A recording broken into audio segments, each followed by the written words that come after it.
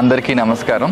ఈనాడు కూచిపూడి నాట్యానికి ఒక అరుదైన గౌరవం దక్కనుంది. ఎందుకంటే కూచిపూడి నాట్యం అనగానే మనకు గుర్తొచ్చేవారు శ్రీ వెంపటి చినసత్యం గారు.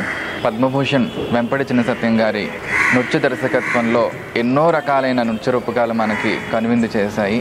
వాటిలో ప్రధానంగా కృష్ణపారిజాతం, చండాలిక, రుక్మిణీ కళ్యాణం, అర్ధనారీశ్వరం, అన్నమయ్య మొదలైన ఇలాంటి ఎన్నో నృత్య రూపకాలు పండితులకు పామరులకు ఎంతగానో ఆహ్లాదాన్ని పంచాయి.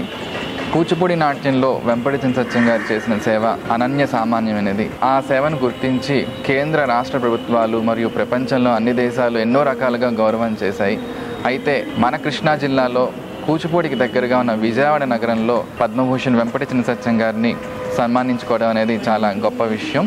ఇలాంటి అరుదైన అవకాశాన్ని ఆంధ్రప్రదేశ్ ప్రభుత్వ సాంస్కృతిక శాఖ, ఘంటసాల వెంకటేశ్వరరావు ప్రభుత్వ సంగీత నృత్య కళాశాల మరియు హంసధ్వని కూచిపూడి నృత్యాలయ సంయుక్త ఆధ్వర్యంలో వెంపటి నృత్యోత్సవ్ అనే ఒక బృహత్తర కార్యక్రమాన్ని ఏర్పాటు చేయడం జరిగినది.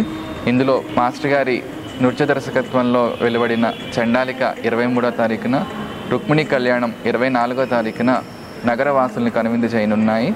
ఈ సందర్భంగా శ్రీ వెంపటి చినసత్యం గారిని మహోన్నతమైన సన్మానం అందించి మరియు ఈ హంసధ్వని కూచిపూడి నృత్యాలయ విద్యార్థుల చేత గండపెండారంతో మాస్టర్ గారిని సన్మానించాలని మేము చాలా కష్టపడి ఈ కార్యక్రమాన్ని ఏర్పాటు చేశాము. ఈ కార్యక్రమానికి నగరవాసుల నుంచి, కళాకారుల నుంచి, కళా పోషకుల నుంచి, నృత్య కళాకారుల నుంచి, విద్యార్థుల నుంచి ఎంతగానో ప్రోత్సాహం లభిస్తోంది. కావున ఈ బృహత్తరమైన కార్యక్రమాన్ని ఈ మన ఘంటసాల సంగీత నృత్య కళాశాల ఆవరణలో పెట్టడం వల్ల విజయవాడ నగరవాసులకి చూడలేము అన్న ఈ నృత్య రూపకాలని వాళ్ళకి అందించడం జరుగుతుంది. కావున ప్రతి ఒక్కరూ వచ్చి ఈ నృత్య కార్యక్రమాలని జయప్రదం చేయవలసిన కోరుకుంటున్నాము. నమస్కారం.